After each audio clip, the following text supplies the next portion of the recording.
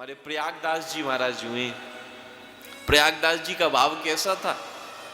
महाराज जनकपुर धाम के पास रहते थे तो उनका भाव सीता जी के प्रति बहन का भाव था। जनकपुर धाम के पास ही उनका गांव था। छोटे से प्रयागदास जी महाराज 8-10 साल के होंगे, कोई बहन नहीं थी। हर बार रक्षाबंधन आता था तो सबको देखता, सबके हाथों पे राखी है लेकिन उसका हाथ महाराज सूना है, आंखों से आंसू आते, मेरी कोई बहन नहीं है। पिताजी पहले ही चल बसे थे, अपनी मां के साथ प्रयागदास जी रहते थे। आर्थिक स्थिति बहुत खराब थी, मां स्वयं थोड़ा बहुत काम करके घर चलाती थी। मां के पास पहनने के लिए केवल 2 साड़ी थी, एक पहनती थी दूसरी धोती थी। ये प्रयागदास जी के घर की स्थिति। प्रयागदास जी वो छोटा सा बालक आंखों में आंसू भरकर मां से कहता, मां हम इतने गरीब हैं, हमारे पास कुछ भी नहीं है और भगवान ने महाराज हमें कोई बहन भी नहीं दी। कोई महाराज गरीबों के साथ तो कोई खड़ा नहीं होता, महाराज कोई हाथ में राखी बांधने वाला भी इस गरीब भाई के पास कोई नहीं। वो छोटा सा बच्चा कहता, मां की आंखों से आंसू आ जाते। आज मां से रहा ना गया। मां ने कहा, अरे बेटा ऐसी बात नहीं है, तेरी भी बहन है। अच्छा मां मेरी बहन है? हाँ तेरी बहन है, तुझे पता नहीं? बोले वो तो कभी हमसे मिलने नहीं आई, मैंने तो कभी देखा नहीं। बोले नहीं, वो उसकी पहले ही शादी हो गई है, उनका विवाह हो चुका है, वो अपने ससुराल में रहती है। बोले फिर भी अब हमसे मिलने तो आना चाहिए था, उसे अपने भाई की याद नहीं आती? बोले नहीं वो याद तो बहुत करती है, अब भैया ससुराल में जिम्मेदारी निभानी पड़ती है, सास ससुर को देखना पड़ता है। अब भैया वो बहुत बड़े घर से हैं, राजा के साथ उनका विवाह हुआ है, इसीलिए वो और रहती भी दूर है। बोले कौन है, कहाँ रहती हैं? बोले तुम्हारी बहन का नाम है किशोरी जी। वो महाराज कहाँ रहती हैं? बोले वो अयोध्या में रहती हैं, अयोध्या में रहती। जब तुम बड़े हो जाओगे ना तब मैं तुम्हें ले चलूंगी। अब मैया ने बस इस प्रकार कहकर अब बात को टालने का प्रयास किया। क्यों रो रहा है बच्चा?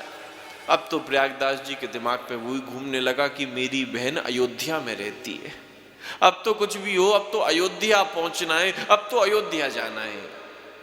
अब तो अयोध्या ही अयोध्या दिमाग पे घूमने लगी।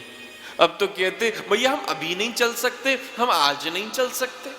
अरे कैसी बात करता है? बोले अब तू बड़ा हो जा फिर चलेंगे ना, अभी जाना ठीक नहीं होगा, बहुत दूर है, अभी देख आर्थिक स्थिति भी ठीक नहीं है, और जाएंगे तो कुछ लेकर जाएंगे देने के लिए, ऐसे थोड़ी चले जाएंगे।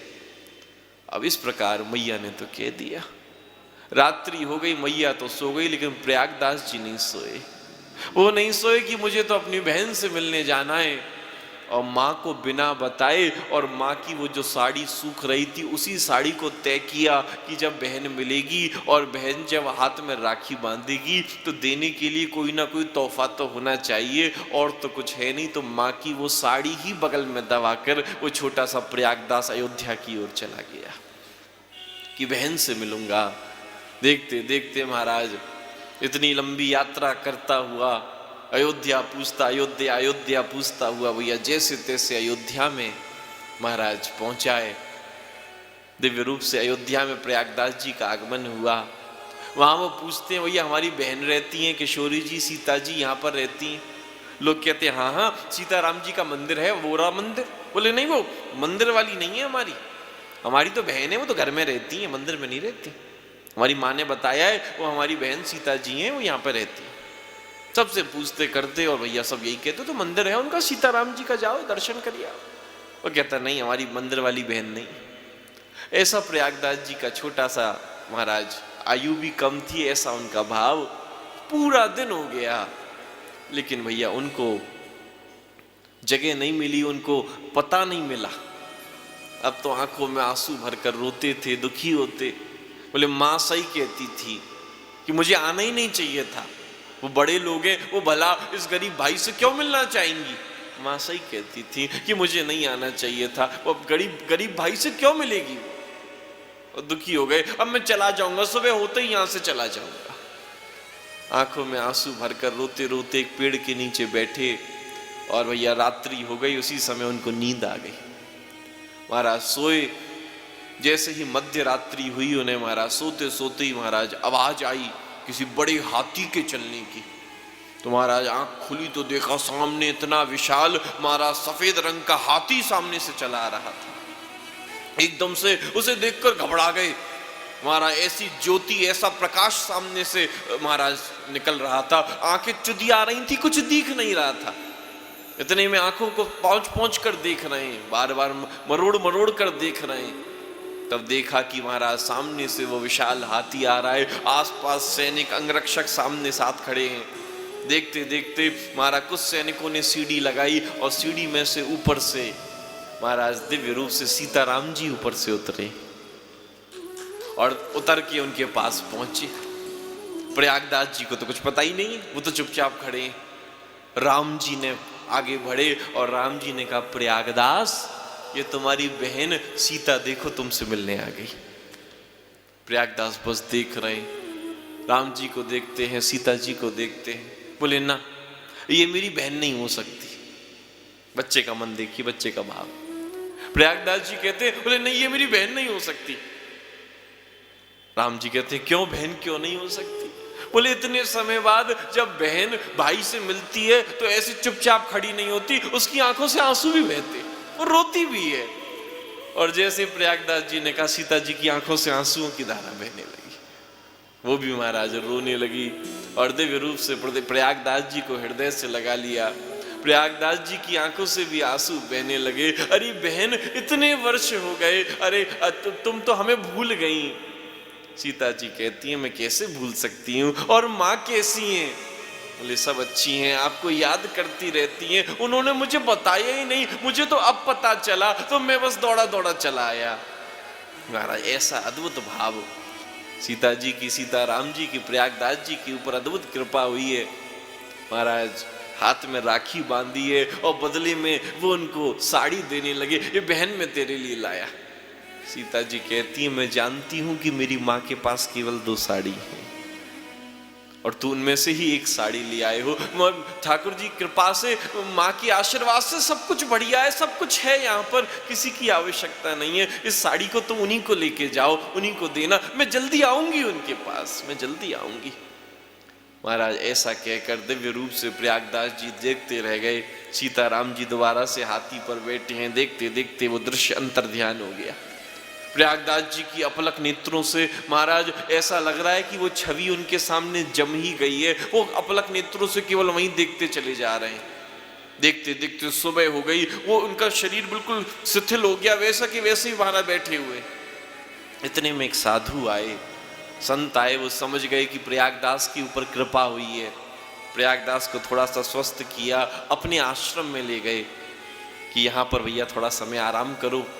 इतने में ही महाराज 2 कन्याएं आई उन साधु के पास और हाथ में 2 सोने के थाल लेकर उसमें दिव्य रूप से भोजन लगा हुआ था।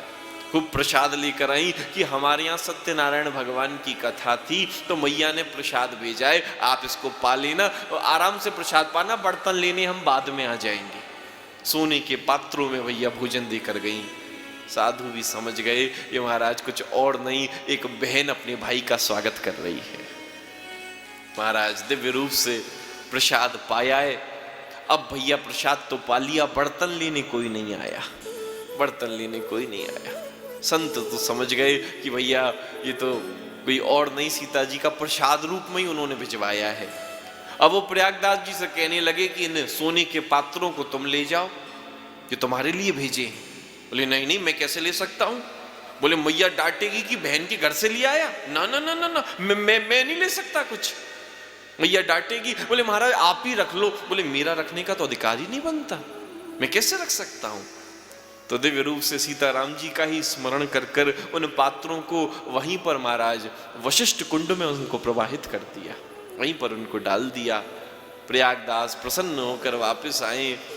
वापस जब अपने महाराज झोंपड़ी में अपने घर में इधर पहुंचे तो मैया का तो रो रो कर बुरा हाल था। अरे मेरा प्रयागदास कहाँ गया, मेरा प्रयागदास कहाँ गया। और जब प्रयागदास जी वापस आए, मैया तुम्हारा लिपट गई प्रयागदास से। अरे कहाँ चला गया था तू, कहाँ चला गया था। प्रयागदास जी कहते, मैया तूने तो कहा था कि वो बहन वहां रहती है, मैं तो अपनी बहन से मिलने गया था, तू इतने समय तक मुझे रोकती रही, तू नहीं जानती बहन हमें कितना याद करती है, वो कितना पूछ रही थी और तू मुझे वैसे ही नहीं जाने दे रही। जैसे ही सुना महाराज कि मैया भी जय जयकार कर उठी, आंखों से आंसुओं की धारा बहने लगी। अरे जय हो किशोरी जी, जय हो, आपने अब मेरी लाज रख ली। यदि आपकी कृपा ना होती तो उसका आपके ऊपर से विश्वास ही उठ जाता। आपने महाराज मेरी लाज रख ली। भाई बहन का महाराज ऐसा अद्भुत प्रेम, महाराज बहन का भाव रखा तो बहन बनकर ही किशोरी जी आ गई। यही तो महाराज दिव्य रूप से कृपा है, प्रयागदास जी के ऊपर कृपा हुई। परम पूज्य श्री महाराज जी के YouTube चैनल को सब्सक्राइब करें तथा पूज्य महाराज श्री जी की कथाओं को सर्वप्रथम देखने के लिए बेल आइकन दबाना ना भूलें।